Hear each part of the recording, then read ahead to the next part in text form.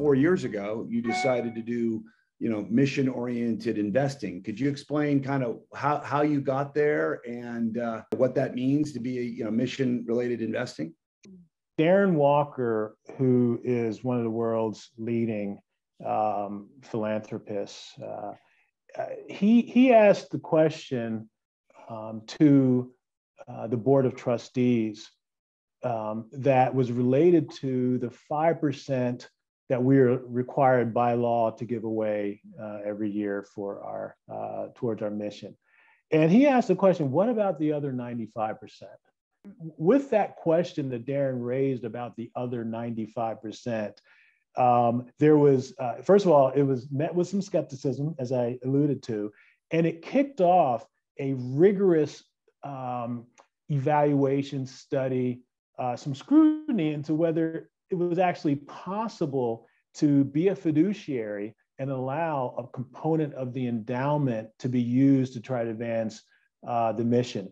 At the end of the day, and that day was a long day, it was 12 to 18 months of study, the foundation trustees decided that, we don't know how this is going to work out, but we feel good enough about the evaluation and the research we've undertaken, or that is the staff has undertaken, to give this a chance. So the Ford Foundation made, and we weren't the first foundation to enter into mission-related investments, but we made the biggest splash with the biggest dollar commitment of $1 billion over 10 years to try to generate double bottom line returns. That's financial returns and social returns.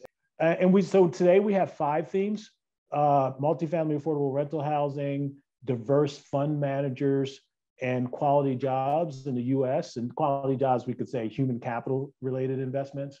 Outside of the US, we've added biotech and healthcare. And with all those themes, we've chosen 5 big social problems where we believe we can generate risk-adjusted market rates of return plus social impact. And so when you look at it from on the double bottom line, you mentioned you risk adjusted so you can understand the financial return. How do you look at the impact return? How do you measure that? There's all these different types of metrics you can look at, different measurements, gauges, et cetera. We could have spent years just trying to figure out the perfect metrics. Instead, we decided that we've picked big social problems. Let's have a dashboard that just gives us very high level ways to measure what we're doing. So for example, multifamily affordable rental housing, the big social problem there is a 10 million unit shortage of affordable housing in the US. So what do we use to measure? How many units of housing have our fund managers preserved or developed? We have a diverse fund manager strategy. What is the big social problem there? Of the 70 plus trillion in total assets under management in the US, 1% of that is managed by funds owned by women and people of color. Now, women and people of color make up 70% of the US population. Right. And they control 1% of the assets. In a capitalist system, if you do not have access to capital, what you do have is a problem. Right. So there are some social scientists, economists, and so forth who think that many of the problems in the US economy are driven by this access to capital divide.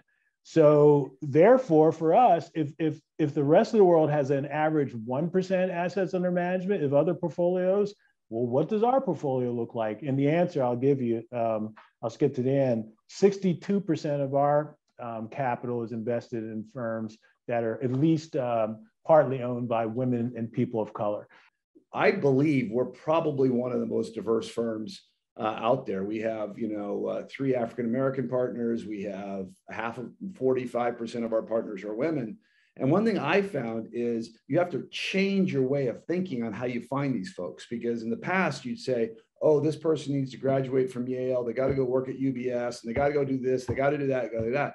And it's really interesting on how you look at that model very, very differently in order to find these amazing, quality, talented folks. Statistics say that women and people of color are more likely to have more diverse networks, social networks, whatever you want to call it.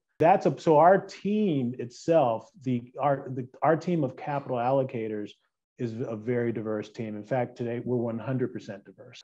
Statistics say that diverse fund managers tend to have more diverse portfolios when it comes to they make more investments in companies that have diversity in their C-suites. Mm-hmm. And when you disaggregate diversity between women and people of color, and even among race, the study that we looked at talked about actually Black fund managers have the most diverse portfolios. Mm-hmm. There is more research done by Stanford University that is could be discouraging to some people, but basically what it said, and it focused specifically on Black fund managers, what it said was the better performing the Black fund manager, the more discrimination they face by allocators. What has been your greatest positive surprise and what has been your greatest learning or negative surprise? You know, whenever you go into something like this, you have certain hypotheses, and some of them worked out and some of them didn't. So how over now that you're in year 4, what's been the best positive and I guess negative thing that you found in the marketplace? Biggest positive for me has been learning about the tremendous number of really talented, diverse managers out there who we can try to help, either through our own capital or through introductions. McKinsey and Company has published 2 or 3 times the result of their research, which shows that diversity at the C-suite and board raises the likelihood of financial outperformance. And that's with large companies. That's kind of McKinsey's universe. So that information is out there, number one. Number two, there's additional academic research been done. For example, there's Professor Linda Hill at Harvard Business School, who's an innovation expert. And again, diversity of thought and openness to channels of communication drive innovation. Innovation is not about a single person who is some genius. It's really about the block and tackle, asking the truck driver in the logistics companies, hey, your route is 3 hours. Can you think of a way to make that 3 hours a 30-minute? So there's that. And then thirdly, we are fully transparent. So unlike many, if not most, endowments that do not publicize the investments they make, we're completely open. We are transparent. Give me kind of 10 years out. What's the world going to look like for you 10 years out? There will be greater convergence around this idea of stakeholder capitalism. Right. So I think, and I don't like to use high-minded terms, but stakeholder capitalism just means capitalism for all, or a partnership of business society as opposed to business and society being at cross purposes. Mm-hmm. So I fundamentally believe that business behavior will have gotten better and better over the next 10 years,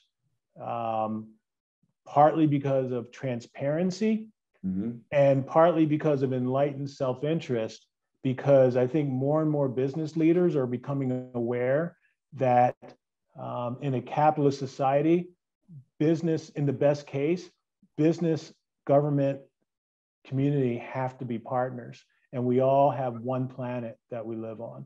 So I'm very optimistic. I know that there will be times when there's 2 steps forward, 1 step back, but I believe that inch by inch, we will make our way down the field, and I think things are just going to continue to improve.